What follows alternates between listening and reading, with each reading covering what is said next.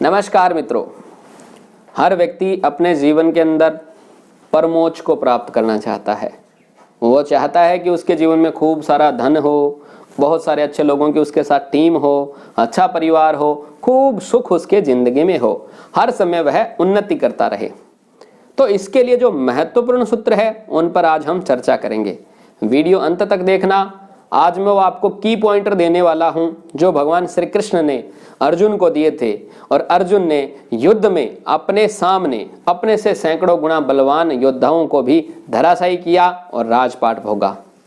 श्री कृष्ण गीता के 16वें अध्याय के अंदर वह बात बताते हैं, और उस बात से ही आपके बैंक बैलेंस का पता चलता है।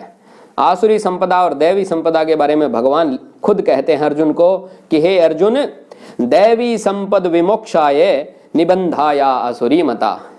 अर्जुन, दैवी संपदा जो है ना वो विमोक्ष करने वाली है, मोक्ष देने वाली है, और आसुरी संपदा बांधने वाली है।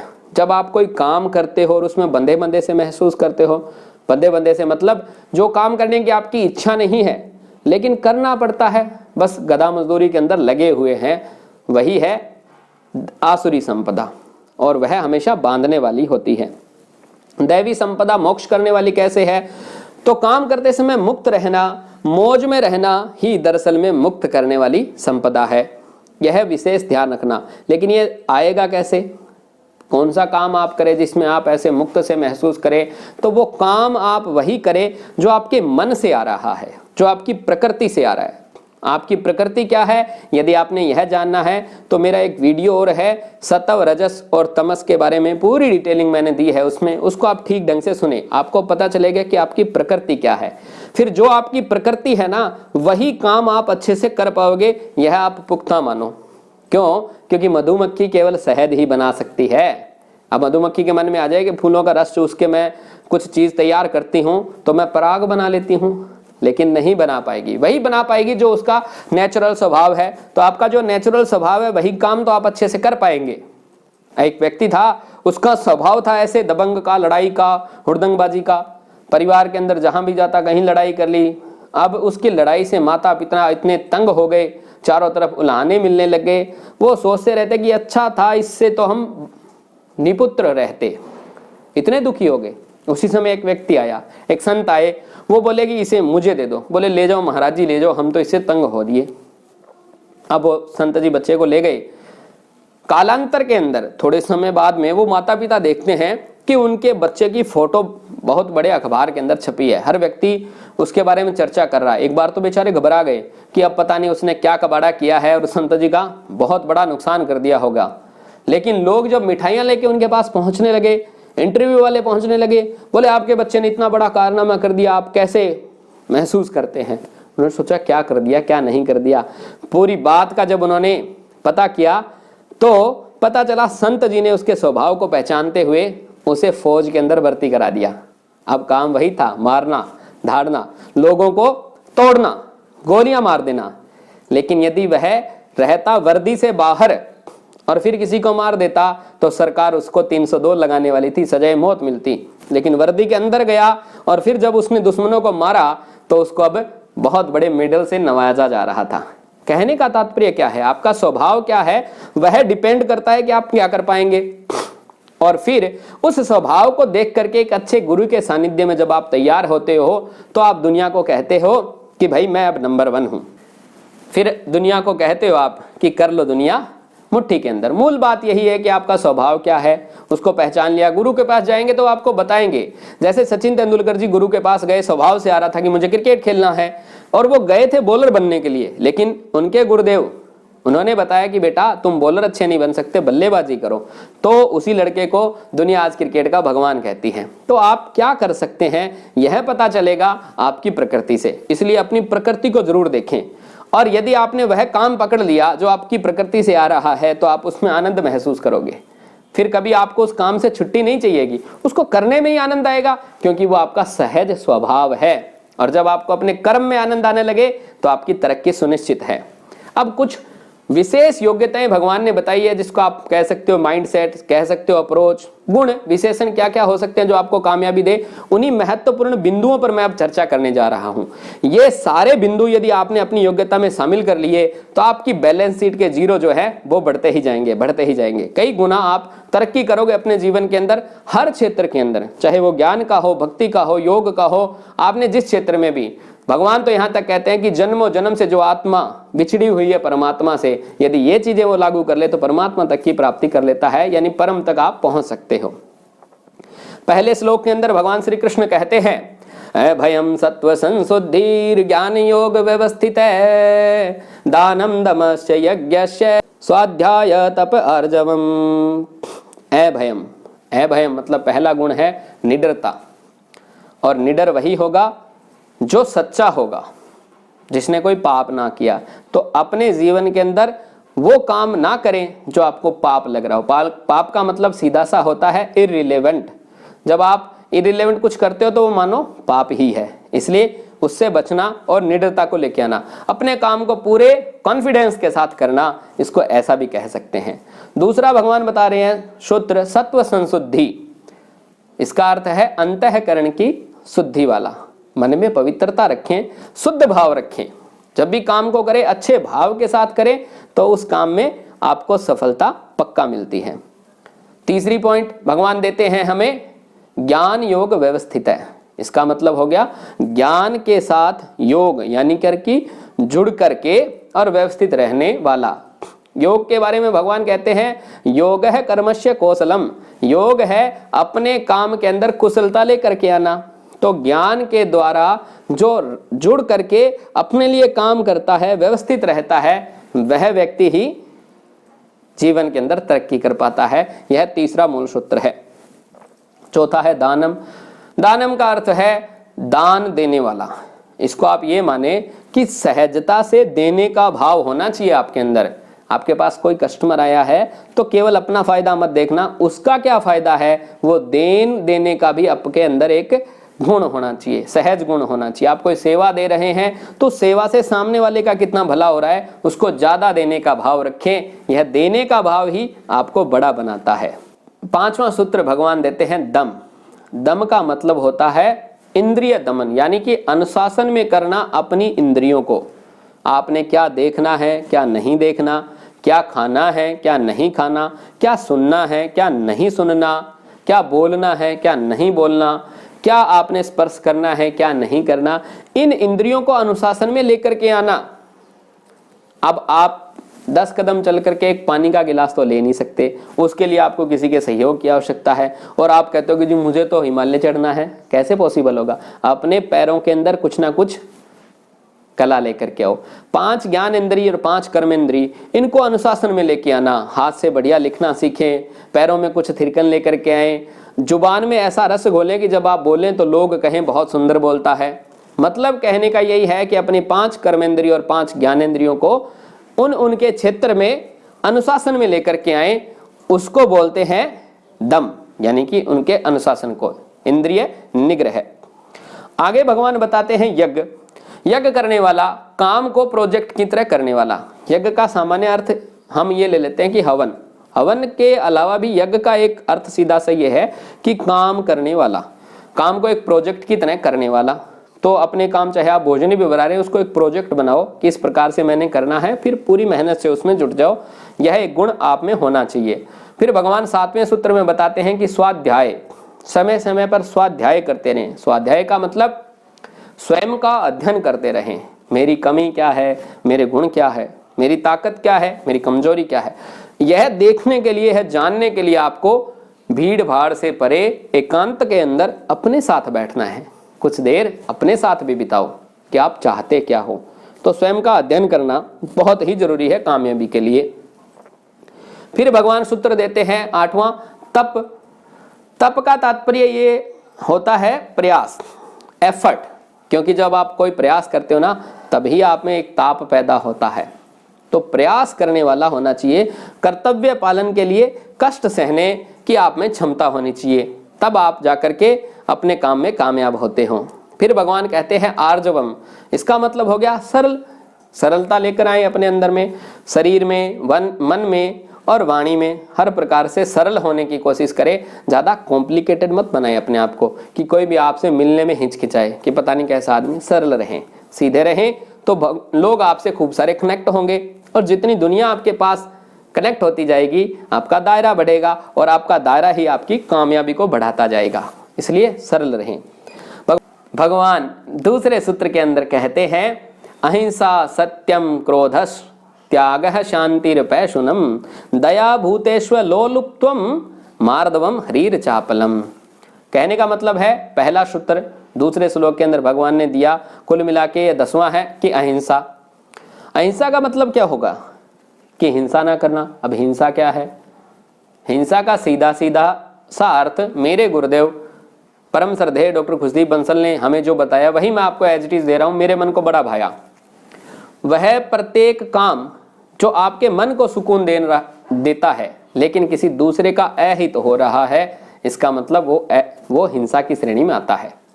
यह विशेष ध्यान में रखना। चक्कू और चक्कू में कोई फर्क नहीं है। एक चक्कू है कातिल के पास में और एक चक्कू है डॉक्टर के पास में। जो सर्जरी कर रहा है डॉक्टर, वो किसी को प्राण दान दे रहा है तो वह हिंसा नहीं है। लेकिन दूसरा चाकू जो किसी की लूटपाट में काम आ रहा है, किसी की जान लेने के लिए काम आ रहा है, वह हिंसा का तत्व है। मारधाड़, किसी को नुकसान ना हो, किसी का अहित ना हो, दूसरे का भी भला हो, मेरा भी भला हो, ये काम की जब अप्रोच होगी तभी आप अपने जीवन में ग्रोथ कर पाओगे। भगवान आगे बता रहे हैं कि सत्यम, सच्चे रहो। सच्चे का मतलब जो बोल दिया वह करना है। सच का मतलब सीधा सीधा होता है एज इट इज, जैसे हो वैसे दिखो। अपने प्रोडक्ट में जो क्वालिटी है वही बताओ, क्योंकि आज आपने अपने कस्टमर को प्रलोभन देने के लिए झूठ बोल दिया, बाद में उसको पता तो चल जाना आपके प्रोडक्ट की क्वालिटी क्या है, तो वो दूसरी बार आपके पास नहीं आएगा। आपने अपनी सेवा के बारे में, अपने प्रोडक्ट के बारे में बिल्कुल सत्यता रखी है, जैसे हो वैसा दिखाया है, तो जो भी जुड़ेगा आपसे वो लंबे समय के लिए जुड़ेगा और आपके कारोबार को ग्रोथ देगा। यह विशेष नियम है। इसके बाद में भगवान कहते हैं अक्रोध। अक्रोध का मतलब होता है गुस्सा ना करना भाई। तो जो हर समय गुस्से में रहता है उससे तो गलतियां होनी ही होनी है, क्योंकि हमारा शास्त्र कहता है क्रोध पाप कर मूल। पाप की मूल जो जड़ है ना पाप की, वो क्रोध है। क्यों है? क्योंकि क्रोध का भोजन है विवेक, और जिसका विवेक चला जाता है उससे गलतियां होनी सुनिश्चित है। मित्रों, विवेक और बुद्धि में बड़ा छोटा सा फर्क है। यह आपकी बुद्धि है जो आपको बताएगी कि पिस्टल कैसे चलता है, उसमें गोली कैसे डलती है, ये बुद्धि से पता चल सकता है। लेकिन विवेक बताएगा आपको कि पिस्टल का प्रयोग कहाँ करना है, कहां पर आप गोली चला सकते हैं, कहां पर केवल दिखा के ही काम चल सकता है। तो ये विवेक को क्रोध खा जाता है, इसलिए कहा अक्रोध। यह गुण बहुत जरूरी है। 13वां सूत्र भगवान दे रहे हैं त्याग। त्याग का मतलब है कि सहज भाव से आपके पास जो है दूसरे के हित के लिए आप त्याग कर सकते हो और समझते हो कि भाई देना ही चाहिए, अपने पास है, इसके फायदा हो रहा तो देना चाहिए। और ज्यादा बताऊं तो मेहनत के लिए आराम का त्याग, सेहत के लिए स्वाद का त्याग। सेहत चाहिए तो कई स्वाद छोड़ने भी पड़ेंगे, और ईश्वर की प्राप्ति करनी है तो संसार की कामना का त्याग करना पड़ेगा। तो यह त्याग सहजता से करना, यह भी बहुत महत्वपूर्ण सूत्र है कामयाबी के लिए। 14वां सूत्र भगवान दे रहे हैं शांति। शांति रखें, ऐसे ज्यादा हड़बड़ाहट नहीं दिखाएं। ठीक है, जो हो रहा है जैसा हो रहा है, थोड़ा शांति भी रखें, पैसेंस रखें। आगे भगवान सूत्र दे रहे हैं पैशुनम। इसका मतलब है दूसरे में दोष ना ढूंढना। राग द्वेष के कारण हम क्या है, दूसरे के अंदर दोष ढूंढते हैं, फिर मन में हमारे हलचल पैदा होती है। एक बात विशेष ध्यान में रखना, जब आप दूसरे की तरफ उंगली करते हैं तो ये जो एक उंगली दूसरे की तरफ है, 3 आपकी तरफ इशारा इंगित कर रही है। ये देखना कि आप कैसे हो। 3 बार खुद का मूल्यांकन करना, क्योंकि हमेशा गलती दूसरों की ही नहीं होती है। आगे भगवान कहते हैं दया भूतेश्वर। प्राणी मात्र पर आपको दया रखना है, ऐसा भाव रखना चाहिए कि सबका भला हो। आप जो भी काम कर रहे हो, जो भी प्रोडक्ट बना रहे हो, इससे यदि किसी के प्राण को नुकसान हो रहा है, प्राणी मात्र जिसमें भी प्राण है उसको कुछ भी नुकसान हो रहा है, तो वह काम आप नहीं करें। यदि ये दया भावना आपके अंदर है तो आप अवश्य ग्रोथ करेंगे। आगे भगवान बता रहे हैं लोलुप्तम। लोलुप्तम का अर्थ हुआ लालच से परे। अब आप ये सोच के देखो क्या क्या लालच आपके अंदर आ जाता है। कभी किससे 4 शब्द सुनने का आपके अंदर लालच आ जाता है। अब अमीर आदमी आपने देखा तो आपके हाव भाव बदल जाते हैं, उससे थोड़ी सी बात आराम से करते हो। ये लालच आ गया ना मन में कि कुछ पैसे का फायदा होगा। कहने का तात्पर्य है कि लालच से परे रहें, सांसारिक विषयों के अंदर मन को ना ललचाएं, यह बहुत ज्यादा जरूरी है। आगे भगवान 18वां सूत्र दे रहे हैं, मार्दवम अर्थात मीठा स्वभाव, अंतःकरण की कोमलता रखें, अंतःकरण में बिल्कुल निर्मल भाव रखें। मन निर्मल होंगे तो आप ये समझ लो सब कुछ निर्मल हो जाएगा, क्योंकि भगवान रामचरितमानस के अंदर कहते हैं, निर्मल मन जन सो मोहि पावा, मोहि कपट छल छिद्र न भावा। निर्मल मन है वही मुझे प्राप्त कर सकता है। भगवान की जब भी बात आए तो आप ये सोचो परम सर्वोच्च, तो सबसे टॉप पर पहुंचा है, तो जो सबसे टॉप पर है उसकी प्राप्त करनी है, उसके लिए निर्मल मन होना बहुत ही ज्यादा जरूरी है। फिर भगवान आगे बताते हैं हरीर। हरीर का मतलब ये हो गया लाज रखने वाला, लाज जो दूसरे की लज्जा रख सकता है, किसको कब कहां पर क्या कहना है, यह बात विशेष ध्यान में रखने वाली बात है। आपका चाहे कुलीग है, आपका कोई कर्मचारी है, आपने किसी को भी कुछ कहना है तो उसको इस प्रकार से कहें जैसे उसकी लाज बनी रहे, तो वह व्यक्ति आपसे जुड़ता जाता है। और जितने अच्छे लोग आपसे जुड़ेंगे आपकी टीम बड़ी होती जाएगी, टीम बड़ी होगी तो काम बड़ा हो जाएगा और आप खुद बड़े हो जाएंगे काम के साथ साथ में। चापलम, चापलम का अर्थ हो गया कि चपलता का थोड़ा थोड़ा अभाव आपके अंदर होना चाहिए, थोड़ा ठहराव होना चाहिए। ठहराव का मतलब जो काम आप कर रहे हैं उसको थोड़ा स्थिरता के साथ करें, पकड़े रखें। ऐसा नहीं आज ये काम कर रहे हैं, कल दूसरा काम कर रहे हैं, परसों तीसरा काम कर रहे हैं। यदि ऐसे काम बदलते रहेंगे तो आप किसी भी काम में कामयाब नहीं हो सकते। ठहराव पकड़ करके रखें, क्योंकि ऐसा कहावत है कि पड़ा हुआ पत्थर भी भारी हो जाता है। एक जगह पड़ा पत्थर है ना, वो धीरे धीरे मिट्टी पड़ के हैवी होता जाता है। तो आप भी कहीं भी पकड़ लिया आपने जो काम, उस पर बैठे रहें, लगातार मेहनत करते रहें। भारी होने का मतलब आपका रुतबा उसमें बढ़ता जाएगा, आपका प्रभाव उसके अंदर बढ़ता जाएगा। क्योंकि भगवान आगे वाले श्लोक में यही कहते हैं, तेज है क्षमा धृति शोचम द्रोहो नातिमानिता भवन्ति संपदम दैवीम बीजा तस्य भारत। तेज है प्रभावशाली, आप अपने काम में प्रभावशाली कितने हैं यह डिपेंड करता है आपकी योग्यता के ऊपर। तो जो भी आप काम करें उसके लिए जरूरी जो नो हाउ है वो लेकर चलें, उसकी पूरी जानकारी आपको होनी चाहिए, उसका पूरा अभ्यास आप करके चलें। आपने कोई गाना गाना है तो उसका पूरा रियाज करके चलें, उसके सुर को पकड़ के चलें, अच्छे से अभ्यास करें अपने काम को, और फिर जब आप प्रदर्शन करेंगे तो वो प्रभावशाली होगा। तो यह बहुत महत्वपूर्ण सूत्र है कि आप अपने काम में प्रभावशाली हो, तभी आपका काम बढ़ेगा। इसके बाद में भगवान कहते हैं क्षमा, क्षमाशील होना। क्षमा वीरस्य आभूषणम, शास्त्र कहता है क्षमा जो है वीर लोगों का आभूषण है। जो वीर है वही किसी को क्षमा कर सकता है। अब दब्बू आदमी किसी को क्या क्षमा करेगा, क्योंकि उसकी तो मजबूरी भी हो सकती है क्षमा करने के लिए, चल छोड़ देते हैं।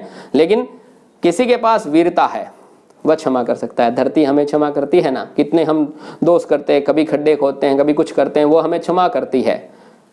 भगवान ने हमें इतना सुंदर शरीर दिया, इस शरीर का जो नेचुरल ट्रेट है कि जब भी आप गड़बड़ करते हो, शरीर को नुकसान करते हो, कुछ गलत खा लिया, आपके ऐसे कोई कट लग गया, तो शरीर उस समय आपको उलाना नहीं देता कि भी आपने खराब किया, आप ही सही करो। शरीर अपनी पूरी ताकत लगा देता है आपके उन अंगों को सही करने की जो कर सकता है, लेकिन आपके ऊपर दोष आरोपण नहीं करता। तो ऐसे ही आपकी जो स्ट्रक्चर है, आपकी वर्किंग जो बॉडी है, उसके अंदर कहीं कोई लूज पॉइंट है, किसी ने कट लगा दिया, तो आप उसके तरफ ना ध्यान देकर उसको क्षमा करो और अपने उस पॉइंट को ठीक करते जाओगे। जब आप ये करोगे तो आपका जो बिजनेस है वह बढ़ता जाएगा। इसके बाद में भगवान कहते हैं शौचम। शौचम का मतलब होता है कि शुद्धता, शरीर से शुद्ध होकर के चले, नहा धो करके बढ़िया पवित्र कपड़े पहन करके और पूरी स्वच्छता के साथ आपको काम करना चाहिए। अपने काम पर जाते समय आपके मन में ऐसा भाव रखना चाहिए कि अभी जैसे मंदिर जाते हैं तो पूरी शुद्धता के साथ जाते हैं, ऐसे ही आपको अपने कर्म को करना चाहिए।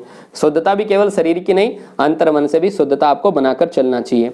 भगवान आगे कहते हैं द्रोहो ना, यानी कि वैर भाव से मुक्त रहना।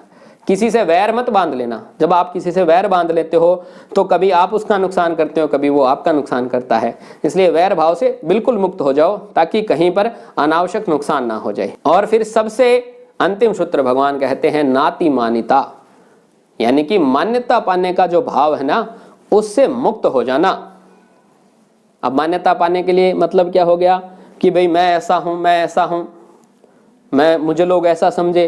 अब कई बार लोग क्या कहते हैं, ऐसे छोटे मोटे इंस्टीट्यूट से एक डिग्री लेके आए डॉक्टर की, और फिर मन में पीड़ा आ रही है कि लोग मुझे डॉक्टर क्यों नहीं समझ रहे। भाई तुम डॉक्टर हो ही नहीं, तुम्हें समझेंगे कैसे। तुम अपना काम करो ना, जो काम जब आप बढ़िया से करोगे तो आप डॉक्टर बनोगे। अब किसी व्यक्ति ने सचिन तेंदुलकर के जैसी वेशभूषा है उसकी, और फिर उसने ड्रेस वैसी पहन ली, हाथ में बल्ला ले लिया और वो मन में पीड़ा पा रहा है कि मैं बिल्कुल वैसा हूं, लेकिन लोग मुझे क्रिकेट का भगवान क्यों नहीं कहते? आपको पता है क्यों नहीं कहते? क्योंकि वो सचिन है ही नहीं। जब सचिन है उसको कभी ये पीड़ा नहीं होगी कि लोग मुझे क्रिकेटर क्यों नहीं समझते। तो जो आपने बनना है वो बन के दिखाएं, ऐसी मान्यता पाने की भूख जो है वो छोड़ दें। जब आप बन जाएंगे तो आपको मान्यता भी मिल ही जाएगी। ये सूत्र जो है आप अपने जीवन में लागू करना। और ये देवी संपदा के ऐसे सूत्र है जो श्री कृष्ण कहते हैं अर्जुन को, अर्जुन ये जो दैवी संपदा है ये जीव मात्र को ऊर्ध्व गति प्रदान करती है, यानी ऊंचाइयां प्रदान करती है। तो आपको अपने कर्म में खूब सारी ऊंचाइयां मिले, इसी शुभकामना के साथ जय श्री कृष्ण।